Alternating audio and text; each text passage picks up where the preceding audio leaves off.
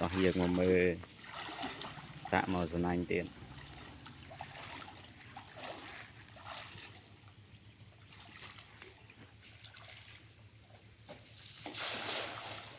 yeah. Tí bay lo tờ này là hai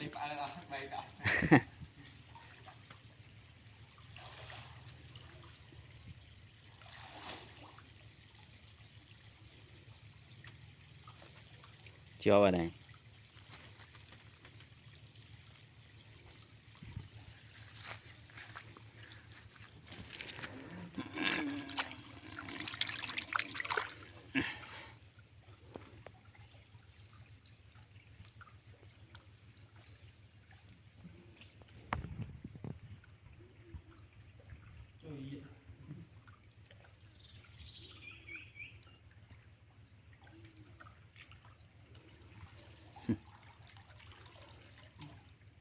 tí bay riêng sọt này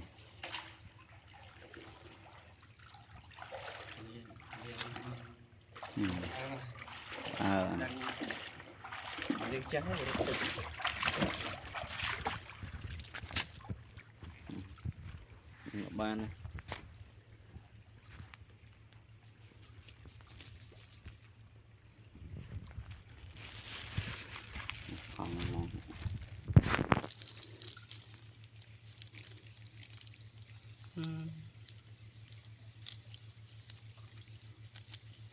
chết rồi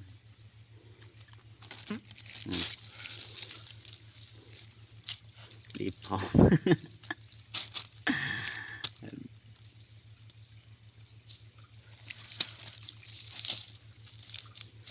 thông con tres ta không mà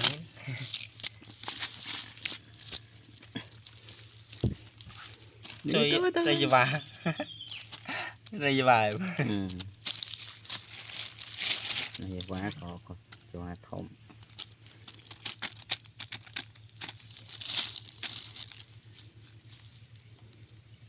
túi đấy bỏ túi tên bạn đây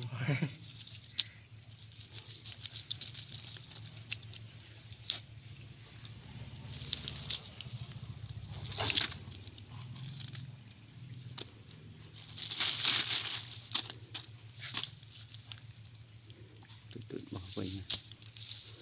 chạy nhiều rồi sao nước ngọ bàn này ba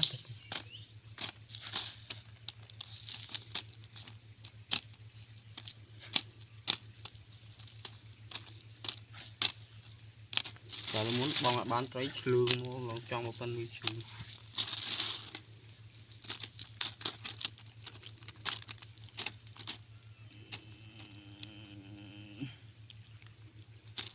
tùy ơi tùy cái ăn gì sai cây lần là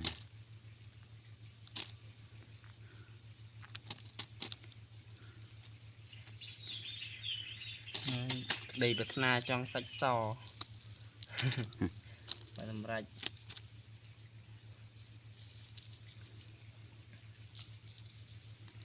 ok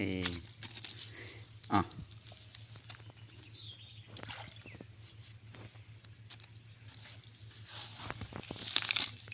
giờ mà mơ mũi tí tăng bàn cho pi lo